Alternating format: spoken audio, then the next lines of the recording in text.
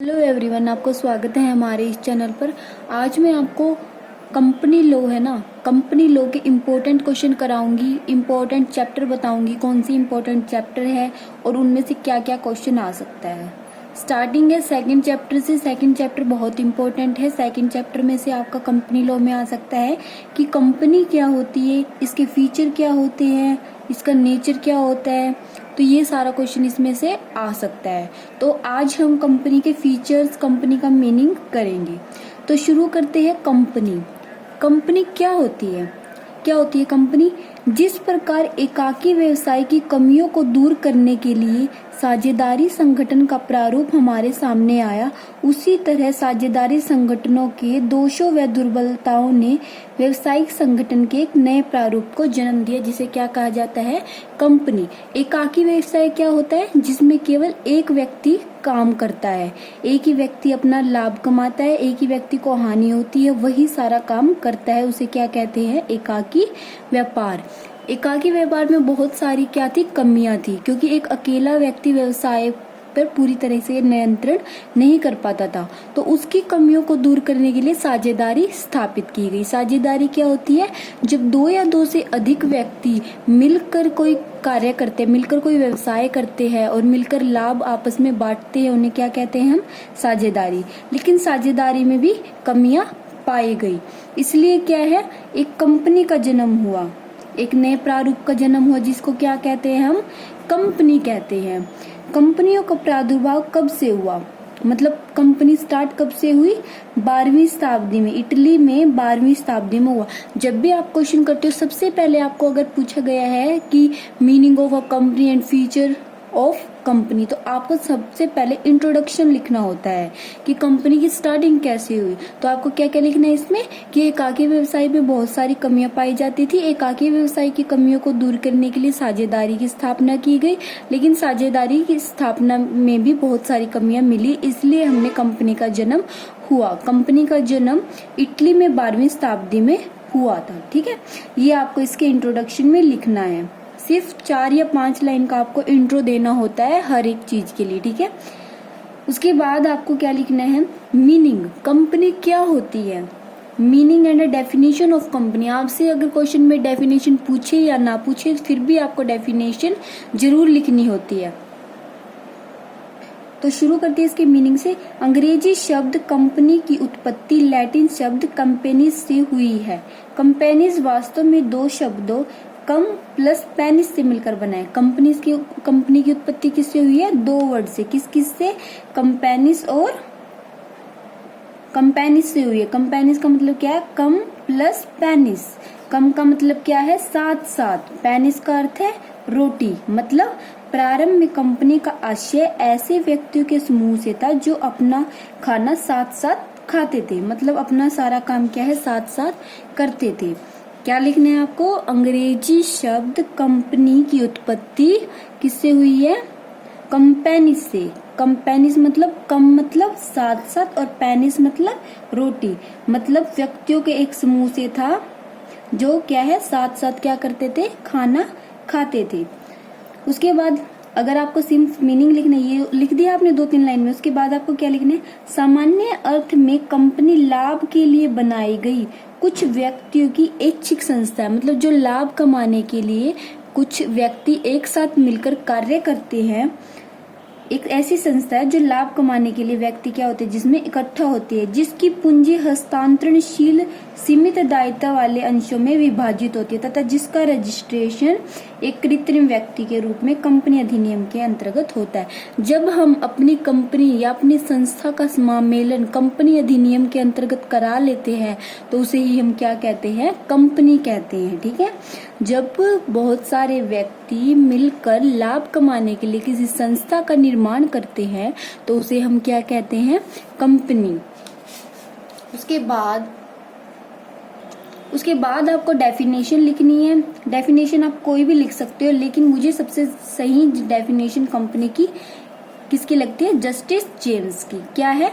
A company is an association of person United for common purpose. Hindi में क्या लिखोगे आप इसके? कंपनी से अभिप्राय व्यक्तियों के एक ऐसे समूह से है जो किसी निश्चित उद्देश्य की प्राप्ति के लिए संगठित होते हैं। क्या है? जो किसी उद्देश्य को पूरा करने के लिए एक ऐसी संस्था का निर्माण करते हैं जिनका उद्देश्य क्या होता है? लाभ कमाना होता है। या एक साथ मिलकर जब क्या है किसी उद्देश्य की पूर्ति के लिए व्यक्ति इकट्ठे होते हैं उसे क्या कहते हैं? हम कंपनी कहते हैं। ये हो गया कंपनी का मीनिंग। उसके बाद है feature of a company. Feature क्या है? फर्स्ट फीचर क्या है? ये कैरेक्टरिस्टिक्स आ सकता है आपका एग्जाम में लिखा, या फीचर आ सकता है। Characteristics of a company. समामेलित संघ। कंपनी का निर्माण या जन्म कानून द्वारा होता है। इसका अस्तित्व तब तक रहता है जब तक इसे कानून द्वारा मान्यता प्राप्त होती है। कंपनी अधिनियम के अधीन कंपनी का निर्माण एवं पंजीकरण अर्थात समामेलन होना आवश्यक है। कोई भी संघ अथवा संस्था जिसकी स्थापना लाभ कमाने के उद्देश्य से की गई है, जिसमें सदस्यों की संख्या बैंकिंग व्यवसाय करने के लिए 10 तथा साधारण व्यवसाय के लिए 20 हो, उसका क्या रजिस्ट्रेशन करवाना अनिवार्य है। देखो क्या होता है, कंपनी का जन्म किसके के द्वारा होता है? किसके द्वारा होता है? कानून द्वारा होता है। जब हम कंपनी का क्या करा लेते हैं? रजिस्ट्रेशन करा लेते हैं, समामेलन करा लेते हैं, तो क्या होता है? वो एक संस्था या एक कंपनी बन जाती है। हमें कभी भी कंपनी का निर्माण करने से पहले उसका क्या कराना पड़ता है? रजिस्ट्रेशन। किस किस को रजिस्ट्रेशन कराना पड़ता है? अगर हम कोई साधारण व्यवसाय कर रहे हैं और उस साधारण व्यवसाय में 10 व्यक्ति कार्य कर रहे हैं तो उसका भी रजिस्ट्रेशन करवाना अनिवार्य है। और बैंकिंग व्यवसाय के लिए क्या होता है? 10 और साधारण व्यवसाय के लिए क्या है? 20 व्यक्ति अगर कार्य कर रहे हैं किसी व्यवसाय में तो उसको क्या अपना कंपनी का पंजीकरण कराना आवश्यक होता है। उसके बाद हमारा सेकंड पॉइंट है कृत्रिम व्यक्ति या आर्टिफिशियल पर्सन। क्या होता है? जिस तरह अपना क्या होता है, हमें सुख दुख महसूस होता है, धूप छांव महसूस होती है, उस तरह कंपनी को कुछ फील नहीं होता। कंपनी क्या होती है? एक अमूर्त होती है। कंपनी की दूसरी महत्वपूर्ण विशेषता है यह विधान द्वारा निर्मित होती है। कंपनी को कृत्रिम व्यक्ति इसलिए कहा जाता है कि इसका जन्म क्या होता है? अप्राकृतिक तरीके से। अप्राकृतिक तरीके से मतलब क्या होता है? कानून द्वारा बनाई जाती है। यह सांस नहीं ले सकती, इसका शरीर नहीं होता, इसे सुख दुख कुछ महसूस नहीं होता। कृत्रिम व्यक्ति होने के कारण ये शपथ नहीं ले सकती, जेल नहीं भेजा जा सकता, इसके ऊपर कोई वाद प्रस्तुत नहीं किया जा सकता।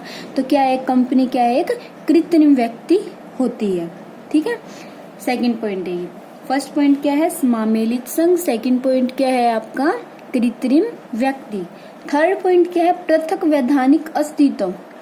पृथक वैधानिक अस्तित्व क्या मतलब क्या होता है?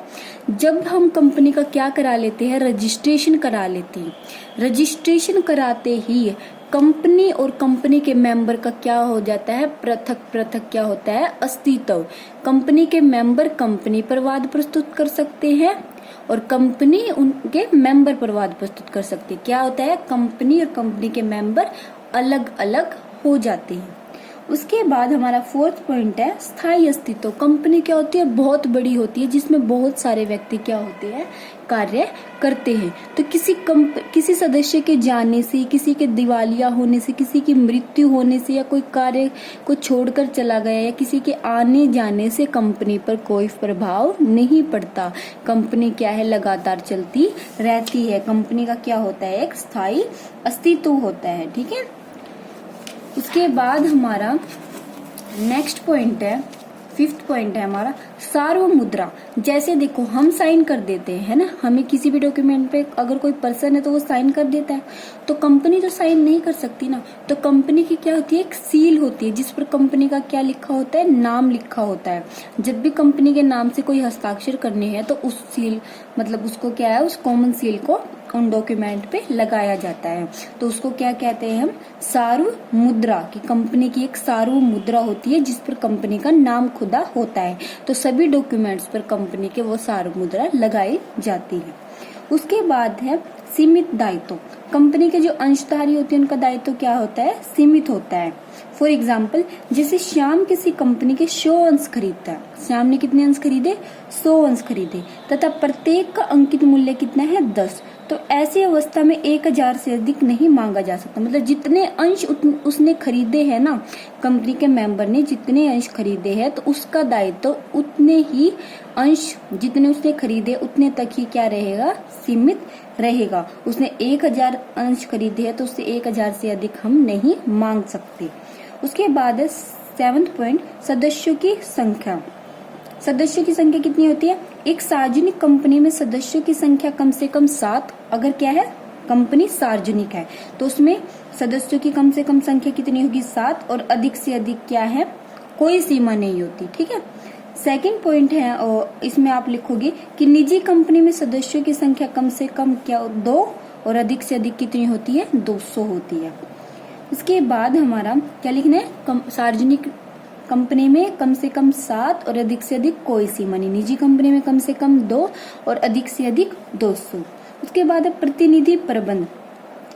कंपनी को एक काल्पनिक एवं अमूर्त व्यक्ति माना जाता है, वे अपने कार्यों का संचालन, क्या है, कंपनी का संचालन किसको करना होता है, कंपनी को करना होता है, लेकिन वो क्या होती है, अमूर्त होती है, अकाल्पनिक होती है। तो कंपनी का संचालन किसको करना पड़ता है, अंशधारियों को। लेकिन क्या होता है, कंपनी के अंशधारी क्या होते हैं, बहुत बड़ी मात्रा में होते हैं, बहुत ज्यादा अंशधारी होते हैं। इसलिए सभी अंशधारी कंपनी पर नियंत्रण स्थापित नहीं कर पाते, क्योंकि वो क्या होते हैं, दूर दूर होते हैं। इसलिए क्या करते हैं, अंशधारी एक प्रबंधक की नियुक्ति करते हैं जो अंशधारियों की तरफ से कंपनी के सभी कार्य करता है। ठीक है। उसके बाद है कार्य क्षेत्र की सीमाएं। कंपनी का निर्माण किसी निश्चित उद्देश्यों को पूरा करने के लिए किया जाता है। कंपनी के उद्देश्यों का वर्णन किसमें होता है, पार्षद सीमा नियम क्या होता है, जिसमें कंपनी के उद्देश्य लिखे होते हैं। तो ठीक है। उसके बाद और यही उसके कार्य क्षेत्र की, उसको कितनी हद में रहकर क्या करना होता है, कार्य करना होता है। इस सबका उल्लेख किसमें होता है, पार्षद सीमा नियम में होता है। कोई भी कंपनी अपने पार्षद सीमा नियम का उल्लंघन नहीं कर सकती। मतलब पार्षद सीमा नियम में जो लिखा होता है कंपनी को उसका ही पालन करना होता है, उससे बाहर वे कोई भी कार्य नहीं कर सकती। उसके बाद है 10th पॉइंट, अंशों की हस्तांतरणशीलता। कंपनी की पूंजी कुछ निश्चित मूल्यों के अंशों में विभक्त होती है जो कि उसके सदस्यों द्वारा दी जाती है। कंपनी अधिनियम 2013 की धारा 44 के अनुसार कंपनी में किसी भी डिबेंचर या अन्य ब्याज अर्जित करने वाली प्रतिभूतियां चल संपत्ति होगी तथा कंपनी के अंतर नियम द्वारा हस्तांतरित होगी। प्रत्येक सदस्य अपने अंशों को स्वतंत्रतापूर्वक अन्य व्यक्ति को हस्तांतरित कर सकता है। मतलब क्या होता है, अगर पार्षद सीमा नियम में लिखा है कि अंशों की हस्तांतरणशीलता, अंशों को हम ट्रांसफर कर सकते हैं, तो हम अंशों को क्या कर सकते हैं, ट्रांसफर भी कर सकते हैं। 11th पॉइंट है अस्तित्व की समाप्ति। जैसे कंपनी का निर्माण कानून द्वारा होता है तो उसकी समाप्ति भी क्या हो जाती है, कानून के द्वारा ही हो जाती है। उसके बाद है कंपनी एक नागरिक नहीं है। निसंदेह कंपनी क्या है, वैधानिक व्यक्ति जिसको क्या है, कानून द्वारा बनाया जाता है, परंतु भारतीय संविधान की धारा 19 के अधीन वह नागरिक नहीं है। एक नागरिक की भांति उसे अपने मौलिक अधिकारों का प्रयोग करने की स्वतंत्रता नहीं है, इसलिए वह अपने मौलिक अधिकारों के लिए वाद प्रस्तुत नहीं कर सकती। ठीक है।